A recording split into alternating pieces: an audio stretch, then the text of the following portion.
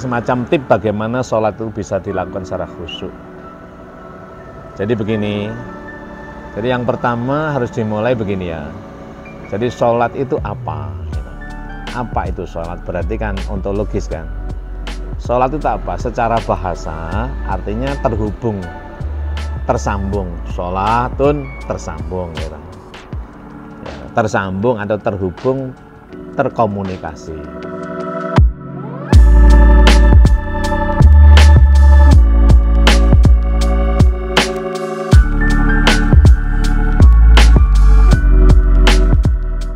Assalamualaikum warahmatullahi wabarakatuh.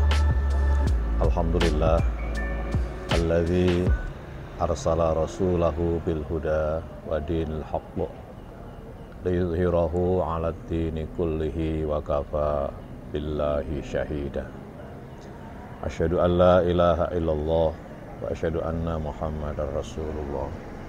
Allahumma shalli ala sayyidina Muhammad wa ali sayyidina Muhammad la nabiyya ba'da. Para pemirsa channel YouTube YAIMIM Official, selamat berjumpa kembali dengan saya YAIMIM, ngaji filsafat, tasawuf, dan thariqah. Perkenankan dan izinkan kali ini saya ingin menjelaskan barangkali begitu terkait dengan video saya yang berjudul sholat batin, sholat zahir dan sholat batin. Lalu beberapa pemirsa menanyakan bagaimana agar supaya kita ini di dalam melakukan sholat itu bisa khusyuk. Baiklah, sebelum masuk ke sana saya lagi-lagi ingin mengulangi ya, ngaji filsafat, tasawuf, dan thariqah sedikit saja. Apa itu yang dimaksud dengan ngaji filsafat? Ngaji filsafat itu ngaji apa, bagaimana, untuk apa. Itu pikiran kita libatkan. Jadi kita berpikir apa, bagaimana, untuk apa. Ontologis, epistemologis, aksiologis, itu ngaji filsafat. Pada dasarnya semacam itu. Lalu pertanyaan berikutnya, apa ngaji tasawuf? Ngaji tasawuf adalah ngaji hati. Objeknya 5, yaitu iman, ilmu, nikmat, dan takwa, serta nafsu yang harus dipimpin oleh iman, dikontrol oleh ilmu, dirasakan oleh nikmat, dicek selalu oleh takwa. Jadi ini, lalu apa yang dimaksud dengan ngaji thariqah? Ngaji thariqah adalah ngaji laku agama. Jadi kalau filsafat itu cara berpikir, tasawuf cara berhati, thariqah cara berlaku secara benar dan tepat. Maka pilarnya ada 4, saya tambah 1. Pertama adalah syariah. Syariah itu hal yang sifatnya zahir. Yang kedua adalah thariqah, cara mempraktekannya secara tepat. Hakikat merasakan, makrifat menimbulkan kesadaran, dan berikutnya puncaknya adalah menumbuhkan satu keyakinan, namanya iqon. Ini namanya ngaji thariqah. Jadi ngaji filsafat itu berpikir apa, bagaimana, untuk apa.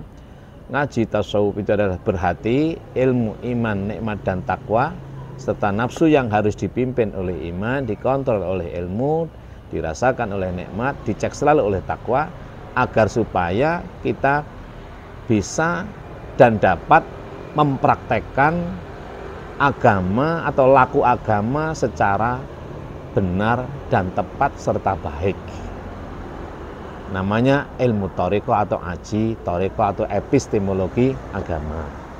Baik, saya akan masuk pada pertanyaan dari para pemirsa yang ingin mendapatkan satu gambaran mana sholat itu bisa dilakukan secara khusyuk. Jadi begini, jadi yang pertama harus dimulai begini ya. Jadi sholat itu apa? Apa itu sholat? Berarti kan ontologis kan. Sholat itu apa? Secara bahasa artinya terhubung, tersambung. Sholatun tersambung. ya, tersambung atau terhubung, terkomunikasi. Nah, oleh sebab itu ya sholat itu bagaimana kita berkomunikasi kepada Allah pencipta kita lewat utusannya Rasulullah Shallallahu Alaihi Wasallam. Kenapa mesti harus berlewat atau wasilah Rasul, wasilah Nabi? Ya kita nggak bisa membayangkan Allah, itu nggak bisa. Kita hanya bisa membayangkan Rasulullah. Rasulullah aja nggak bisa dibayangkan. Bagaimana kita bisa membayangkan Rasulullah? Maka Allah basyarkan Rasulullah itu Muhammad ibnu Abdullah. Ibu bernama Aminah atau Aminah, lahir di Makkah, berbangsa dan berbahasa Arab, wafat dan dimakamkan di Madinah. Dia adalah manusia biasa seperti fisiknya seperti kita, sehingga kita bisa membayangkan. Tapi ketika kita membayangkan Muhammad putra Abdullah, laki-laki jenis kelaminnya, hakikinya dia itu utusan Allah, Rasulullah. Sama dengan kalau kita membayangkan presiden, ya Jokowi. Tapi Jokowi tidak satu-satunya. Pak Harto juga pernah jadi presiden. Tapi presiden nggak bisa dibayangkan. Tapi kita bisa membayangkan Pak Harto, bisa membayangkan Gus Dur, bisa membayangkan Ibu Mega, bisa membayangkan Pak Habibie, ya. Lalu Bu Mega, Pak SBY, dan yang sekarang ada Pak Jokowi. Nah, bisa dibayangkan presiden Indonesia adalah orang-orang itu. Tapi ya ini untuk dibasyarkan, untuk mudahkan. Baik. Jadi sholat itu apa? Sholat itu adalah komunikasi kita kepada Allah lewat Rasulullah. Nah maka bayangan kita cukup pada Rasulullah, yaitu Muhammad. Nah sekarang begini pertanyaannya, di mana kita atau bagaimana kita membayangkan Rasulullah itu? Membayangkan Rasulullah itu kita disuruh membayangkan Kanjeng Nabi. Ya, ketika membayangkan Kanjeng Nabi ditarik pada dirimu. Dirimu kan manusia. Berarti Kanjeng Nabi kalau sholat pakai tangan, nah itu rukun namanya, rukun sholat. Kanjeng Nabi sholatnya kayak begitu, membayangkan itu. Tapi rasanya kamu kepada Rasulullah, utusan Allah. Pertanyaannya, di mana Rasulullah berada? Kalau Nabi ada pada dirimu kan? Jadi Nabi sebagai manusia ada pada dirimu. Tanganmu bayangkan tangan Nabi, kakimu kaki Nabi, mulutmu mulut Nabi, ya toh? Fisikmu fisik Nabi, gitu loh. Sama kan dengan kan sama. Nah sekarang ketika kita membayangkan atau merasakan, bahasa kalau membayangkan nanti kan merasakan bagaimana kamu berjumpa dengan Rasulullah agar diantar beliau menuju Allah, berkomunikasi kepada Allah. Membayangkan Rasulullah adalah membayangkan Baitullah, karena Rasulullah itu ada di Baitullah. Nah Baitullah pun nggak bisa dibayangkan.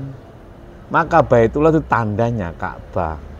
Maka kalau kamu membayangkan Ka'bah, batu, yaitu bangunan terbuat dari batu, dibangun oleh Nabi Ibrahim bersama Ismail, keduanya berasal dari suku Ka'ab, maka bangunan itu disebut dengan Ka'bah. Tapi jangan hanya berhenti di batu. Itu sebagai tanda di situ ada Baitullah, dan di Baitullah itulah ada Rasulullah. Nah, berarti maka disunnahkan kita merasakan menghadap kiblat, maka mustaqbilal kiblah, menghadap kiblah. Bayangannya adalah Hajar Aswad masuk. Yang masuk bukan fisikmu, tapi rasamu masuk lewat Hajar Aswad, seolah-olah pintunya berjumpa dengan Rasulullah. Terserah Anda seperti apa merasakan berjumpa Rasulullah. Nanti terus lakukan itu. Nanti akan didapatkan satu pengalaman rasa yang masing-masing musolli, masing-masing kita itu berbeda-beda. Dan itu kenikmatan luar biasa. Disitulah kita akan merasakan kekhusyuan benar-benar. Ketika kita, ya Allahu Akbar, tangan